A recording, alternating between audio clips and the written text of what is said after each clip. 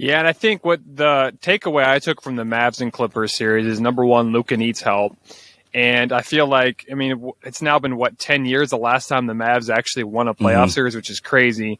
And I don't know if Porzingis is the answer, but it seemed like he was not used at all. And a lot of times what I also took away from that series was he would never go down in the paint. Yeah. Like, he's, 7'1", and I understand he's a good spot, just a good shooter, but at the same time, he did take advantage of that. And plus, the Clippers went really small, so he could have probably done something like that. But we'll see what happens with Porzingis. You know, the thing is about Porzingis is that he's the scapegoat that all the fans around here want to make the bad guy, but we weren't using him. We weren't getting him the ball. We weren't putting him in a position to be successful.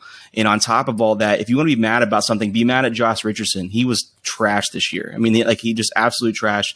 Didn't do what we needed him to do. He didn't play defense. He didn't hit shots.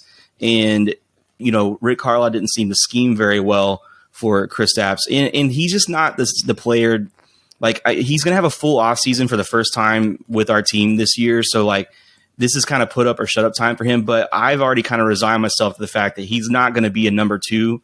Like, we really need him to kind of be a number 3 guy and then get somebody else in here to kind of take that load off Luka. And I don't know, like, there's all kinds of names that could be. Like, before the Bulls got hot in the beginning of the year, Zach LaVine was a name that was kind of thrown around. And I was like, okay, you know, somebody to score the ball and take some of the load off of KP and Luka would be great. But I think that if we just have to temper our expectations of him and say he's more like a 3 than he is a 2.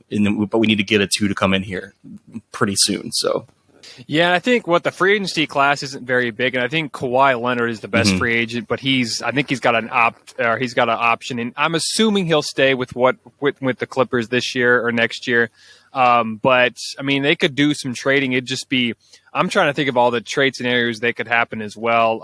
It's going to be interesting to see what the Mavericks do, though. Yeah. I'll definitely keep an eye on that, and it's going to be, I think, like I said, we're going to see a lot of trades during the offseason. Thanks for listening to the Sports Town Podcast, or the STP Pod for short. You can find us on Spotify, Apple Podcasts, YouTube, and much more. Also, follow us on Instagram, Facebook, and Twitter at Sports Town Podcast. If you want to check out more videos of the Sports Town Podcast, click on the right.